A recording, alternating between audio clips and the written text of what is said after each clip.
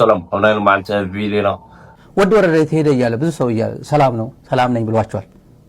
ከሙን እንታይ ዝባል ዘሎ ንቐጽና ከላይ ቀልድና ነዝቆልዓ ኣብ ጽርግያ አዲስ አበባ ረኺቢው እስከ ቀልድሞ ንገረኒ ሽሕ ቅርሺ ክሽልመካ ኢሎ ጀሚርሎ መስሓቅ ቀሊ ጆም ከም ዝመሳሰሉ ቪዲዮታት አለው ሓደሽ ቤተሰብ ታሪኹም ቻናል ኩልኩም ሰብስክራይብ እናገርኩም ጀምሮ ኩራታ ዘብቲ እስከ ንኽድናፍቶም ቪዲዮታት ዘለው ኩስልኩም ወደ ወረደ ተሄደ ይያለ ብዙ ሰው ይያለ ሰላም ነኝ ብሏቸዋል።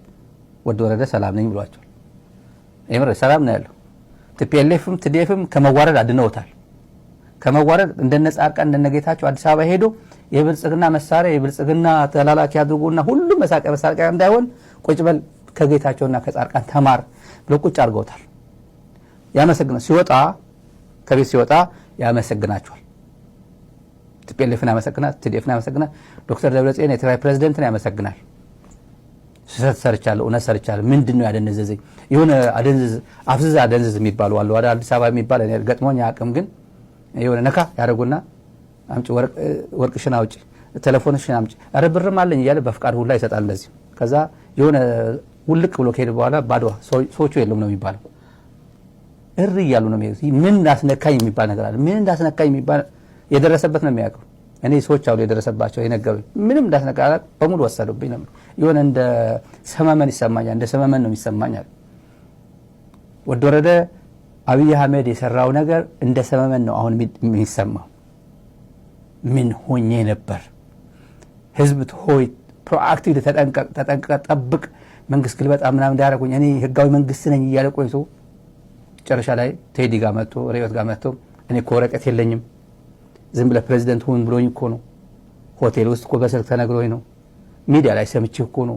ወረቀቱ ይስተካከል አላቅም በተሻረ ህግ ነው አሉ የተሾምኩት ህግ ሰው አላማከርኩም አለ።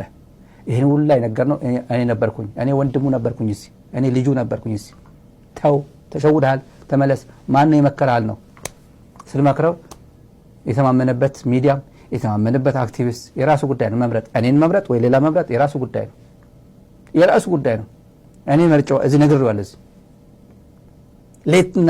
ሌት ተቀን እዚህ ምን ጮሆ ምን እዚህ ጋር የቻልነውን አስተዋጽኦ የምናደርገው የህዝብ ጉዳይ ኖረው ነው እንጂ አቶ ገሌ ወይዘሮ ገሌ ለማንገስ እንዳልሆነ ያቃል ብዬ አስብ ነበር። አያውቅም ማለት ነው። አያውቅም እኔ ሳምበዲ ስላጎረስከው ሳምበዲ ማሳጅ ስላደረከው ሳምበዲ ፍሬንድሊ ስለሆንክ ሳምበዲ የኔ ወረዳ ስለሆነ ሳምበዲ በቅርብ ሃይ ጀነራል ገሌ ስለተባባለ የምታቀርበው ከሆነ የራሱ ጉዳይ ነው። ያንተ ምርጫ ነው። የኔ ምርጫ ግን አይደለም። መርህን መሰረት ያደረገ ሰው ሲመክረው እሺ ማለት ነበረበት። ይሄን ያልኩበት ምክንያት ስለ ኩዴታ ነው። የአብይ አህመድ ኩዴታ ሰምታችኋል።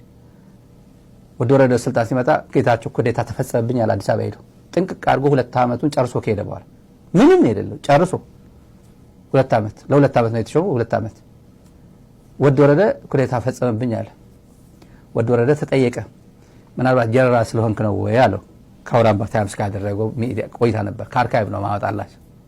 ጀነራል ስለሆንክ ያንተ ካሪዝማ ምናምን ጀነራል ስለሆንክ ጀነራል ደግሞ ከኩዴታ ጋር ስለሚገናኝ ማለት ነው በፈንቅለ መንግስት ጋር ሊሆን ይችላል ምናምን ይላል። ግን አልፈጸምኩም ሌላ ሶስተኛ እንትን ሊያጣራው ይገባል አለ። ራሱ ረጋ ሲደርስ ደግሞ ወረቀት የለኝም ኤርትራና ሞጎ ትግራይ እንዝነበረ ኮይናት ብስለላ ተጠርጢሮም ብሰፈላለየ ታሽሙ ተጠርጢሮም ተታሒዞም ዝነበሩ ንልዕሊ 3 ዓመት ኣብ ቤት ማእሰርቲ ብዘይ ክሲ ዝበስበሱ ዝተኣሰሩ ኤርትራውያን ነይሮም ኣበይ ኣብዘይ መቐለ። እሺ ስለዚ ንሶም ቤተሰቦም ብቀይሕ መስቀል ኣቢሎም መፅዮም ብፍላይ ነቲ ሓው ምሳይ ዘውጉዕ ዝነበረ ሰብ ሓው ኣብ ጀርመን ዘሎ ክፍሎም ዝበሃል ኣድዩ መፅያ ብቀይሕ መስቀል ጌራስ ወዳ ሪኣስ ወዲ ሓፍታ ድዩ እንድዕሱን ቤተሰቡ ንዕውን ሓው ኣለዎ ኮይና ኣብዚ መፅያ ሪኣቶምስ ካበይ መፅያ ከኤርትራ እሺ መፅያ ሪኣቶምስ ቤተሰብ ኣብዚ ዘለውን እንታይ ንግበር ኢልናስ ኣብዚ ዘለው ኤርትራውያን ንባዕል ይርጋለም ጌታቸው ካብ ኤርትራውያን ከዓ መብዛሕትኡ እንተ ናይ ኤርትራውያን ሚድያ ንዳንኤል ተክላይ ንሰሎሞን ተስፋ ማርያም ሰሎ ሚድያ ማለት እዩ ንሆርን ፖለቲካ ኣብኡ ዘለው ብምልኦም ዝፈልጥዎ ናይ ፅምዲ ኣባላት ዝፈልጥዎ ብሓደ ኮይና ቶም ቆልዑቶም ተኣሲሮም ዘለው حموماتكم زخونوا نايرسي مينتال ريتارديشن حموماتكم زخونوا طعينا خم زيولهم بحكمنا ترقاق حاضر خم زخونوا سلازي نصوم صاقم زلوهم قندما بالسفر المنقد سلالة عام توهايلهم نايرتراك زعم زعيم توهايلهم دستحازوا تآسلهم زنوروا بحاجة مرداتنا تلاوتنا مس بيتسوهم كوينا نسلسtor حنا 4 ورح نصرحوا اللي زنبرنا اسرات اليوم افتحت حق زلو يوم جزاو محدار ناي جزاو محدار بريزيدنت يفلطهم كوميشنر ناي بوليس يفلط ناي حالتات مكرها يفلطوا حوحات مرحت حوحات يفلطوا كله يفلطهم زوم اسراتاتهم هذا حقاو بيت نصت يوم تاثيرهم نيو زوم حقاو بيت نصت تاثيرهم زلو ننوح حيوان كصعروا صنيحهم يوم ግን بتصمدوا ابيلكم حجزنا እንደዝብል ሕቶ ካብ ኤርትራውያን ይቀርዩ زي انت حزنا امنت تطرطيروم يملكايم بسللا سللا خبيد غبني يسخا خنايت عنا صقم زلوم سواتيوم تلن لخم تغداي نمታይ بحق ጻሪው ብነጻ ባዕሉ ትናይቲ ትግራይ ሕግ ባዕሉ ትናይ ሕግ አካላት አጻሪውም ባዕሎም ዘይሰድዎም ንምታይ ኢዳታውነት ናይ ጽሙ ነው አይኮነን አታዓዞም بخوم يوم اتيوم يلك اللهم ግን حارس مسات حاجه كسخ مسرت الله هو كسخ يتمسرت الله من 3 عامات لعلين صنيحهم يلك الله خلاي بتزنبر انا بوليتيكا افلالاي بو يوم تطرطيرهم اتيوم حاجه ود وردس مكتل بريزيدنت خوينس كاب 7% نايتو فيدرال ريسورس زبنا كاب 13 بليون ناب 8 بليون سراويت ناتوهابنا هلو اي ناي سراويت نابرا ما حيشو اي ازيز كايو قوم نجر سرح سراويت تفطيرو مخنياتو اب كابيني بتدغاغامي ناي ورق زرفا تطونه بليلنا وسينا تطاو كبلو يكالو ناي اب تግራይ ዘሎ ናይ ጸጥታ ኩነታት ነማሓይሽና ከማሓይሽው ይካሉ አይ ስለዚህ አዚዝ ካይውን ዘይሰርሕ ናብሩውን ዘይማሓይሽ ንቅድሚቱውን እዚሎ ክበሃል ዘይኽእል ምስ ማኔጅድ ዝኾነ ግን ድማ ንትግራይ ዝኾነ ይኹን ካይ ነገር ክውዕል ዝኽእል ዝነበረ ሪሶርስ ናኡና ወዓለ يوم 270 شيخ وتادر لنا تهال صنيحس دحر ግን 50 ሺህ ሰራዊት ጥራሕ ዝሓዘ مو بنا 270 شيخ ሰራዊት ባጀት እናተዋው በከምዚ ዓይነት መንገዲ ማኔጅ እናገበረ صنيحسي at the same time بحد እንሃለና ናብዚ መጽዩ ኣነ ዝሕሽሙ ኣነ ስልጣን ይወሃበኒ ኢሉ ይሓትት ተማእኸላይ መንግስቲ ድማ ማዕርሳ ስልጣን ሓዚልዎ በከምዚ ዓይነት መንገዲ ዝመፀ ሰብ ዝመርሖ ግዝያዊ መንግስቲ بمنم عيت من قد لو تكمل صيغل فدرال منجست محلالف ملكتين يرو كلنا وتحساسبنا نصب الملكات حبريتا نمهاوي مسقوباينا واحد اساسيرو نكوينات خيد يزول نبلشت كناتينا بالنجر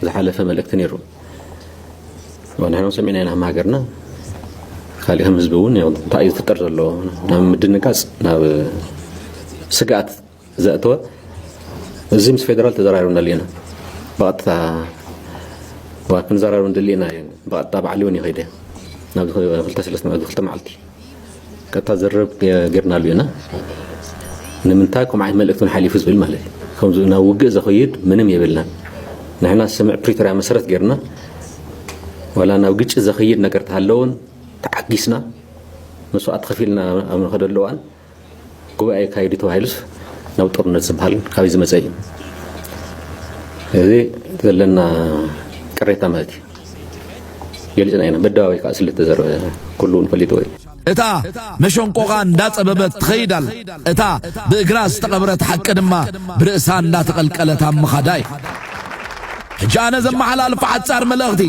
زوم اب كبابينا حوس ساويرم نصوم سحنو سفلو يربحا بسودان ناي ግጭትን ኩናትን ህልቂትን ማእከል ከገብሩዋ ወዲዮም ሞየም ዘለው كل هذا لا سلام زبل كادما بانصارهم اب غنزي حدرا حزبنا بحزب خركب زغادل زلو عبد الفتاح البرهانن حزب سودانن دوب مبال امبي ناب افريقا زغبر زلو شرحي امبي ناب لعل حزب تግራይ زفعت زلو ناي كينات شرحتات امبي ناب لعل امحراز ورد زلو درعات امبي ناب صومال زرا زلو متتاوات امبي نمبتتان افريقا كوتاس امبي نعجرجر ام بنخينات ام بنعلق ام بنهوكت بل نتا سرعة ترامب زغ التلازل لهم ماغا ميك امريكا جريت اجين تبالقال وسيدنا هنا دما let's make Africa great again بل بحبار Wake up Africans, you need to wake up African. Wake up Africans. Open up your eyes, you need to stand up tall and rise. Stand up all and rise. Free up your mind, need to heal up all your wound. Heal up all your wound. Hold your own and you can make it off your land. نغزنا بكلاي قلدنا نزول أبصرجي أديس أبا رخيبيو إسكا قلد مونغرني شيخ قرشيخ شلمكايلو جمير له مسح قلي አንዱ ኢትዮጵያ የሚኖር ነው አንዱ እንግሊዝ የሚኖር ነው አንዱ ደግሞ አሜሪካ የሚኖር ነው እና የእንግሊዝ ሀገሩን ሰለስተ አቢ ልጅምር ሓደ በኢትዮጵያ ዝነብር ሓደ በእንግሊዝ ዝነብር ሓደ በአሜሪካ ዝነብር ይኦም ስለዚህ ትናይ እንግሊዝ ሰብ እግሪ ነበሮን እንዲው አርቲፊሻል እግሪ የጥብቁልሞ መተሐዝ ዘይብሉ ተጻዋታይ ኩዕሾ እግሪ ይኸውን هذا أمريكا ودما بدد يبلمو كلت أداوي نورون أرتفيشال أداوي يقطمولمو متسلل زخونة تتصاوتاي باسكيت بول يخون دهر ذي إثيوبيا ودما يمتسمو كاب كسادون لعل رأس كاب كسادون لعل زلزي نورو برشخ يقطمولمو إنها للقا هاجري مرة زنتي ساس كم زفلت ناطق صوتن كالوتن كم زهربلو قالون بيت تمكرو كم نعزبو حنصان الحر نخيسو بغليلو عير السعني سلازي بحفشو زأمن سبا يكونن أمينو قلن نتأمنت بزفرسة زراعتي هون كدواي منستر أبكالاي جزي أبتز سنحي كونتات كملتش زبال زي نعي كم حالة ماجيك هون الله